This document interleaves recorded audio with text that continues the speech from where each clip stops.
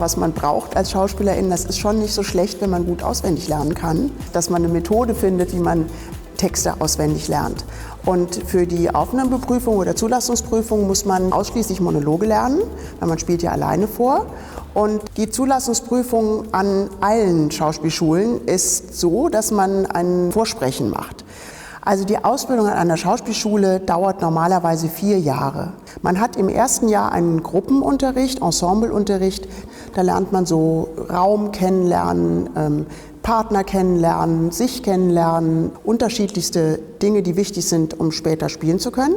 Und danach geht es dann in die Rollenarbeit. Man hat aber auch Bewegungsunterricht, das hat man meistens morgens.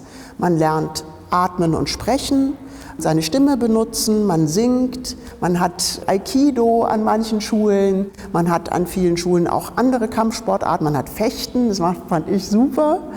Man kann schreiben lernen, man hat Theatergeschichte, Dramaturgie, man hat eine Filmausbildung an manchen Schulen und das ist eine Zeit, in der man ganz viel ausprobieren kann, sich ausprobieren kann, tatsächlich in verschiedene Rollen schlüpfen kann. Und nach 3 Jahren macht man dieses Absolventinnenvorspiel und bei diesem Absolventinnenvorspiel hat jede studierende Person ein bestimmtes Zeitkontingent, in der sie they Monologe und Szenen vorspielt. Und hoffentlich kommen zu diesem AbsolventInnen-Vorspiel ganz viele RegisseurInnen, IntendantInnen, DramaturgInnen, KollegInnen und CasterInnen.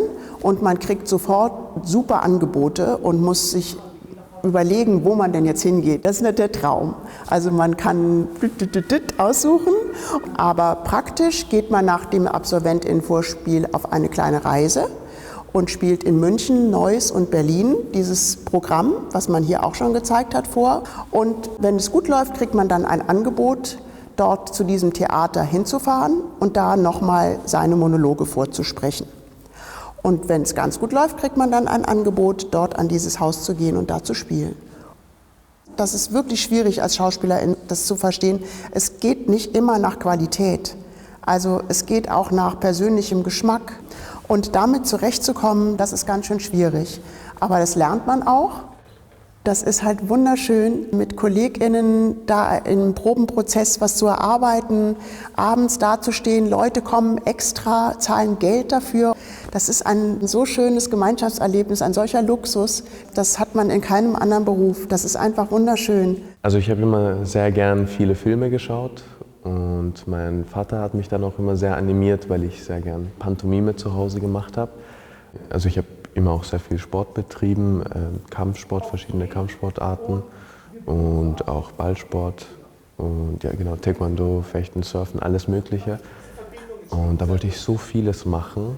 Und dann habe ich etwas gefunden, das irgendwie alles für mich vereint. Also ich habe wirklich alles irgendwie auch anwenden können in der Körperlichkeit, im Auftreten an der Bühne und auch in verschiedenen Produktionen.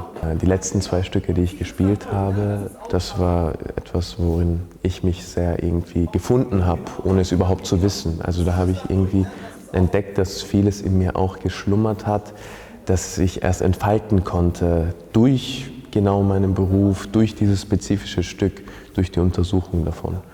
Also als Theaterdarsteller ist es meistens so, dass man einen geregelteren Ablauf hat. Man steht in der Früh auf, macht eventuell seine Körper- und seine Stimmübungen für die Stimmhygiene.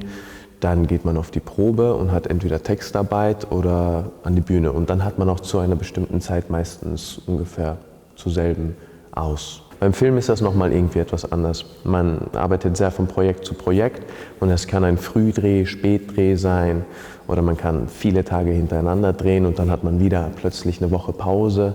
Ich wollte Schauspiel irgendwie machen, seitdem ich 10 bin und habe dann langsam angefangen, Theater zu spielen, in einigen Kurzfilmen mitzuwirken und der Beruf ist genau der richtige für mich. Bei uns ist es so, dass man im 4. Jahr etwas weniger Unterricht hat, weil man auf den Abschluss vorbereitet wird, sodass eigentlich auch dadurch die Möglichkeit entsteht, dass man auch Engagements außerhalb schon annehmen kann. Und da spiele ich in Salzburg und was man da halt einfach lernen muss, ist sich zu organisieren. Weil wenn man alle 2 Tage hin und her pendelt und irgendwie guckt, wann habe ich Vorstellungen, wann muss ich in der Uni sein, wann muss ich wo sein, muss man lernen, sich zu organisieren.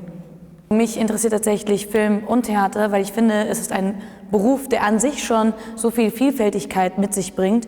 Und im Film ist nochmal ein anderes Spiel vor der Kamera gefragt als jetzt auf der Bühne. Ich glaube, man braucht auf jeden Fall Durchhaltevermögen. Das fängt aber nicht erst im Studium an, das fängt schon in den Vorsprechen an. Also ich glaube, ich habe 8-mal vorgesprochen und man denkt, dann hat man die Vorsprechphase hinter sich. Aber das ist ja irgendwie so, wie der Beruf einfach funktioniert, ob es Castings sind, ob es Vorsprechen sind. Es inspiriert mich immer, mit so vielen verschiedenen Menschen zu arbeiten, dass die Menschen auch einfach, mit denen man arbeitet, sehr offen sind und dass man auch Figuren spielen kann, die scheinbar einem sehr fremd sind und merkt, dass man ganz viele Gemeinsamkeiten hat.